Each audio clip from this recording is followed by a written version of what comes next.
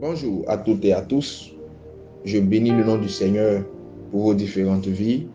C'est un plaisir pour moi de chaque matin démarrer la journée en vous parlant de la part du Seigneur.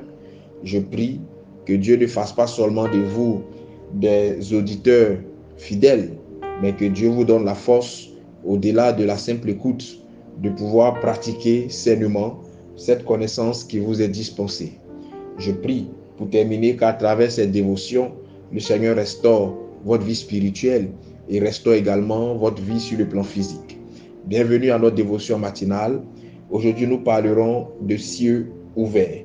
Malachie, le chapitre 3, en son verset 10, sera notre passage de base. La Bible déclare ce qui suit. Apportez à la maison des trésors toutes les dîmes, afin qu'il y ait de la nourriture dans ma maison. Mettez-moi de la sorte à l'épreuve, dit l'Éternel des armées, et vous verrez si je n'ouvre pas pour vous les écluses des cieux, si je ne répands pas sur vous la bénédiction en abondance. Amen. Ce passage de Malachie, beaucoup le connaissent. Et c'est un passage qui nous exhorte à un devoir, celui d'honorer le principe de la dîme. Vous savez, il y a plusieurs manières d'ouvrir les cieux sur sa vie. Et au nombre de cette multitude de manières figure la fidélité vis-à-vis de la dîme. Lorsque les cieux sont favorablement ouverts sur ta vie, tout est réussi. Tout est favorable. Même le mal qu'on te souhaite se transforme en bénédiction quand les cieux sont ouverts sur ta vie.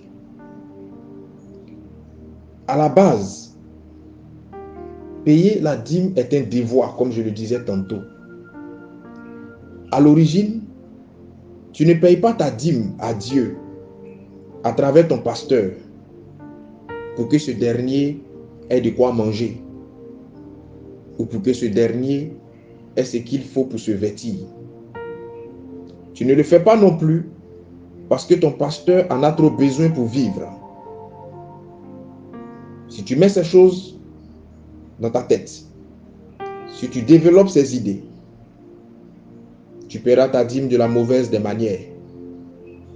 Tu la paieras en murmurant, où tu ne trouveras même pas la nécessité d'honorer ce principe divin et biblique sacré, parce que tu estimeras que ton pasteur n'en a pas besoin ou qu'il ne le mérite même pas.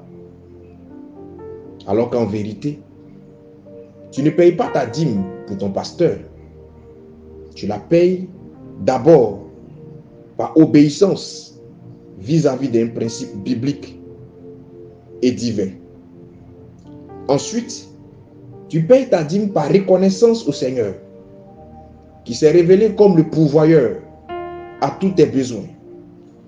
Parce qu'en vérité, le bien financier, le bien matériel que tu possèdes ou que tu posséderas, toutes ces choses, tu les as d'abord par plus grâce et non parce que tu auras fourni plus d'efforts que les autres.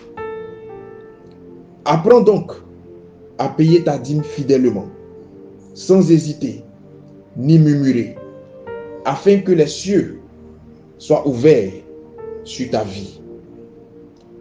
Au-delà du fait que tu payes ta dîme, apprends à être discipliné dans tes finances. Beaucoup de chrétiens payent leur dîme. On exhorte et on enseigne les chrétiens sur le fait qu'ils honorent la dîme. Mais on ne leur dit pas toujours comment gérer leurs finances à la lumière de la parole de Dieu. Tu pourras être fidèle dans le paiement de ta dîme. Si tu gères mal tes finances, tu auras du mal à t'en sortir. Tu auras même l'impression que Dieu ne te bénit pas, alors qu'en réalité, c'est parce que tu es très indiscipliné financièrement que tu ne sens pas la bénédiction de Dieu dans tes finances et dans tes activités. Au-delà du fait que tu payes fidèlement ta dîme, sois discipliné sur le plan financier. Et tu constateras la main agissante du Seigneur dans tes finances au quotidien. Pour toi qui n'as pas toujours le courage d'être fidèle dans la dîme, je prie que Dieu te donne cette force de pouvoir être fidèle dans le paiement de la dîme. Pour toi qui raisonnes chaque fois qu'il faut le faire, je prie que Dieu te délivre de ce raisonnement. Pour toi qui estimes que tu n'as pas suffisamment pour le faire, je prie que Dieu t'aide à être fidèle dans le peu de choses afin de pouvoir t'accorder de grandes choses. Que le Seigneur vous bénisse et qu'il vous donne la bonne compréhension de toutes choses. Shalom chez vous.